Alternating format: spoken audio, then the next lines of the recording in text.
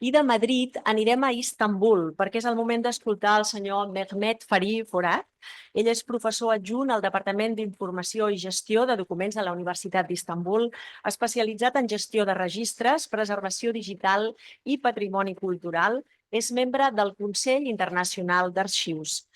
Anem a Istanbul i des de Turquia ens parlarà d'una qüestió tan concreta com preus exagerats i narrativa dels rellotges de butxaca als llocs de venda de segona mà de Turquia, la responsabilitat potencial dels arxius dels museus. Bon dia, endavant. Good morning or good afternoon to everyone. First of all, I would like to sincerely thank to the organizers of this wonderful event, Finasola Gasset and Marítim Museum of Barcelona. I'm very glad to be here today. I'm Fahri Furat from Istanbul University, from the Department of Information and Document Management. Today, I'll share with you a research that has been both thought-provoking and personally meaningful to me, because I'm also a clock and watch collector, and I'm dealing with all them.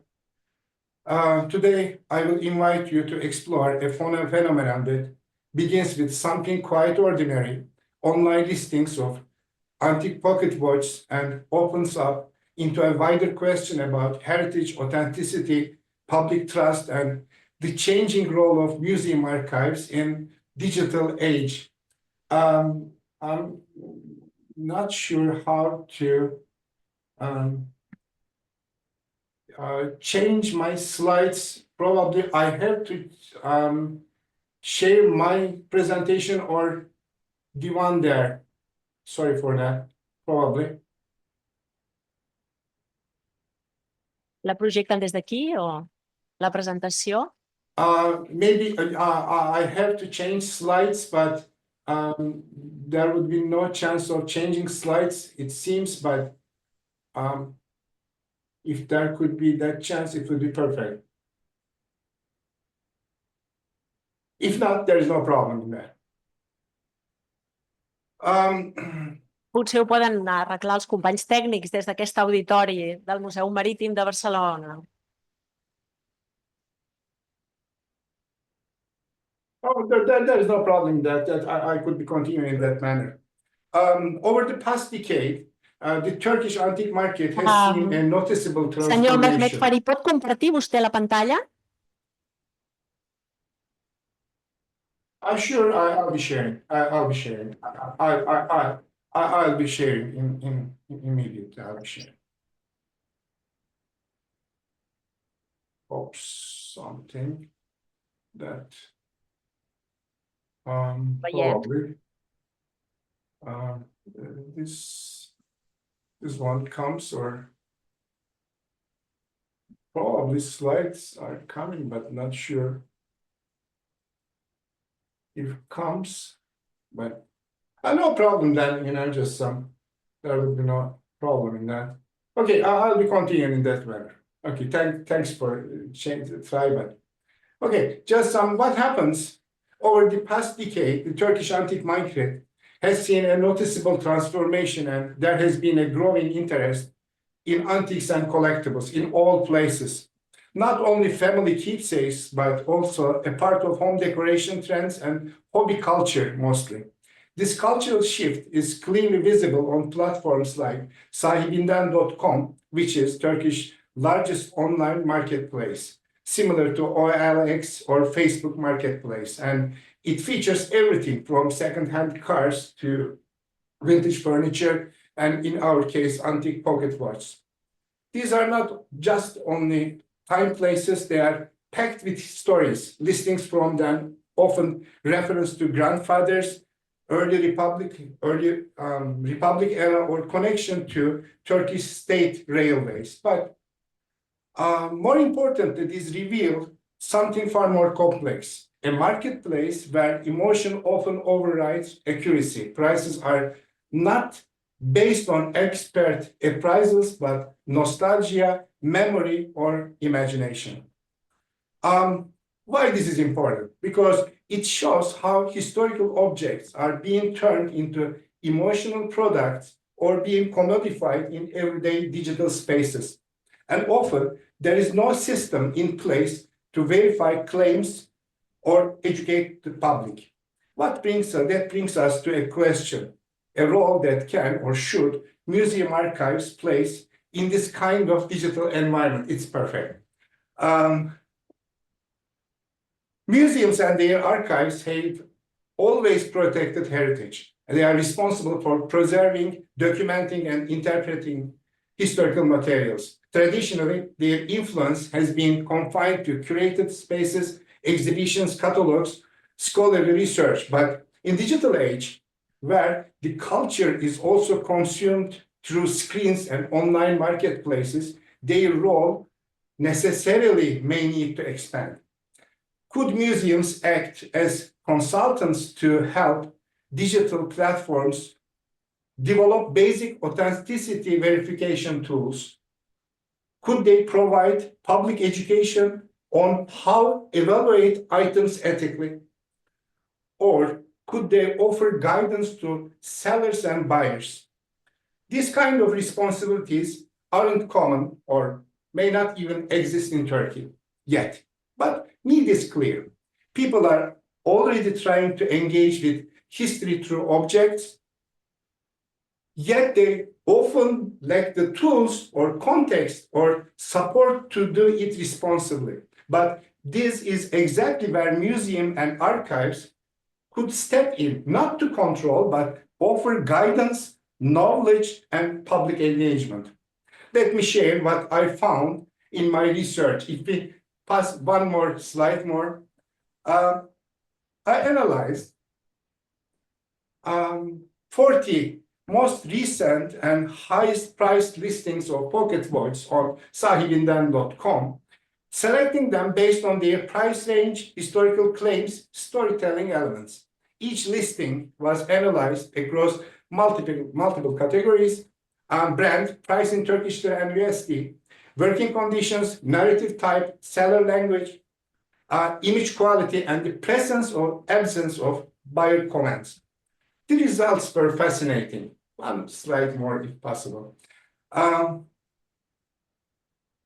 one more. The results were fascinating. 70% of listings were emphasized as family heritage. About half mentioned Turkish railways, state railways, or claimed the watch was Swiss made, exactly on this slide. Prices ranged wildly from 300,000 Turkish lira to as much as 10 million Turkish lira, roughly between in current exchange rates, some $8,000 to $270,000. These are almost This pricing phenomenon becomes even more striking when we consider that many of these watches in functioning but ordinary condition would typically be valued around $100 or $150 in standard international marketplaces or anywhere. The most expensive one is cost more than $250,000, came with blurry photos and evasive claims like those who know the term. It's almost this kind of watch. Well, came with just some. This tells us a lot about the psychology of selling and buying heritage in digital context. Value is being manufactured not just from item itself, but from the story that surrounds it. A story often built on ambiguity, sentimentality, and the illusion of rarity. The listings also reveals much about sellers. They are mostly amateurs with little or no horological expertise, spelling errors. Terminology is often misapplied or misinterpreted. Even the visual representation is problematic. Photos are frequently out of focus, poorly lit, cropped is always that hide essential details or taken from angles that obscure the condition and structure of that watch. This consistent combination of visual ambiguity and emotional appeal creates an informal aesthetic of authenticity. one that bypasses factual validation in favor of narrative persuasion. And this is precisely where museum archives can serve as a corrective force, not by eliminating the storytelling, but by anchoring it in verifiable knowledge, technical context, and historical accuracy. Because people are not buying objects, they are buying emotion, heritage, a piece of imagined history. In a way, storytelling becomes a form of marketing. However, without any regulatory framework or verification mechanism, these narratives can quickly become misleading, even manipulative. That is, again, the place where museum and archives can make a meaningful difference. Museum archives don't just hold objects, they hold expertise. They are structured systems grounded in transparency, provenance, and long-term public trust. Now imagine this. What if digital sales platforms work together with museums? Imagine a simple tool, a plugin that helps sellers photograph antiques properly, write better descriptions, or even check if the item matches anything in public collections. We already have that technology, but we don't apply in Turkey specifically.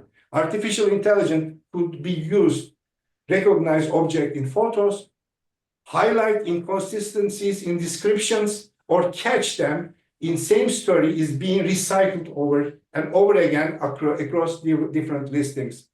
And about public education, museum could go beyond their walls and offer webinars, quick guides, or even short videos on the ethics of selling heritage items, simple, accessible contents.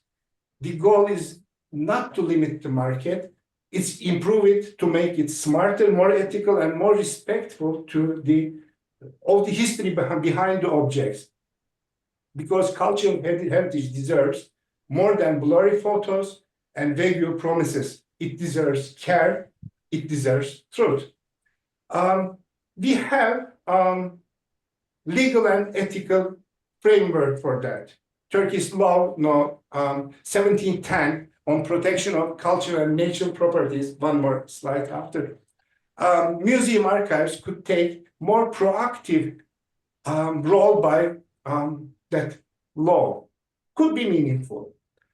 What I can recommend, what could be, first, we need public access to museum archives. It's important for that, but in Turkey, we have some problems with that kind of some new material archives and new material museums. It's some different issue, but we need public access to that kind of archive. Second, we need digital tools that help sellers and buyers avoid manipulation, and we need outreach campaigns, workshops, and collaborations between institutions and technical companies. And we should consider the development of certificate programs or voluntary appraisal to establish a layer of trust in online heritage transactions. The certificates could even incorporate AI-generated assessments, could be. Maybe no need much talking about this, but to conclude, exaggerated pricing and storytelling may seem like small issues, but they point to larger concerns about authenticity, public trust, and cultural consumption. Museums and their archives have the tools to help, not just by preserving history, but participating in it. This research is not just about pocket watch, it's about what happens when we let heritage be shaped by unchecked narratives. It's about recognizing the public functions of archives, not just as memory keepers, but active participants in shaping ethical cultural practices. And also, there is a point, maybe as my last words, a large proportion of items sold by antique dealers in major Turkish cities now originated from France, with smaller quantities from other European countries. has not only reshaped local taste and collections, but also positioned France as a dominant source in supply chain of Turkish antique culture. And this phenomenon certainly deserves further academic attention. It would be genuinely interested in, I would be genuinely interested in collaborating on this topic with colleagues based in France who share an interest in the material flow and cultural reinterpretation of antique cross borders.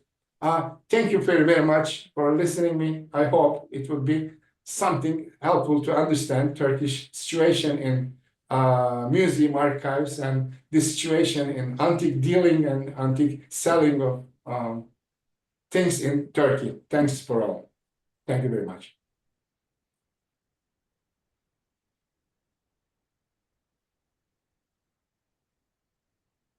Gràcies, Mehmet Fahri. Important, estigui pendent del rellotge, perquè d'aquí 15 minuts tornarem a connectar per obrir el torn de preguntes.